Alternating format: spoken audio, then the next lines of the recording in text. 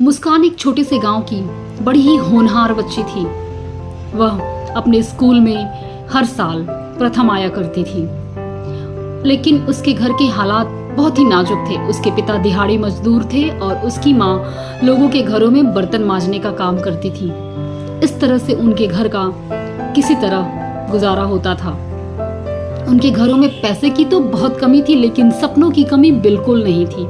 मुस्कान को पढ़ना बहुत पसंद था। वह स्कूल के बाद माँ के काम में हाथ बटाती और माँ का काम निपटाने के बाद वह पढ़ाई भी करती थी। कई बार पड़ोसी उसे ताने मारते थे कि पिता मजदूरी करता है, माँ लोगों के घरों में बर्तन मांजती है और बेटी को बनना है कलेक्टर। इस तरह के ताने उन्हें सुनने पड़ते थे, लेकिन मुस्कान मुस्कुरा कर कहती, क्यों नहीं, मैं कलेक्टर क्यों नहीं बन सकती हूँ?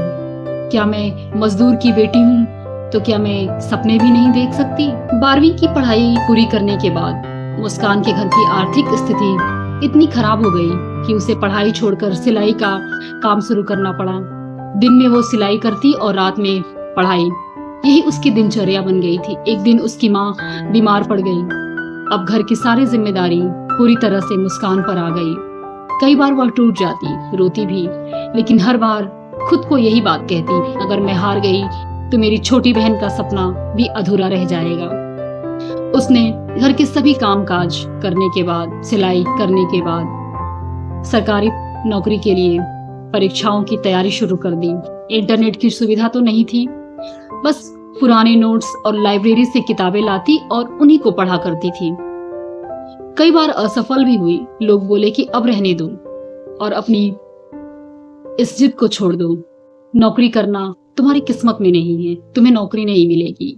लेकिन मुस्कान ने हार नहीं माना। सिलाई से जो पैसे मिलते थे उससे बहन की पढ़ाई, माँ की दवाई और घर के खर्च में लगाने के बाद जो पैसे बचते थे, उस पैसों से उसने किताबें खरीदना शुरू किया, नौकरी के लिए फॉर्म भरना शुरू किया और तैयारी में लग गई। कई बार असफल होने के बाद उसे नौकरी मिली, उसका चयन हो गया। वह सरकारी स्कूल में शिक्षिका बन गई।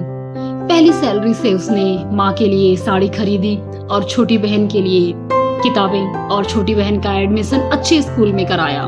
आज मुस्कान अपने स्कूल की लड़कियों से कहती है कि तुम्हारी गरीबी तुम्हारी पहचान नहीं है, बल्कि तुम्हारा हौसला तुम्हारी पहचान है।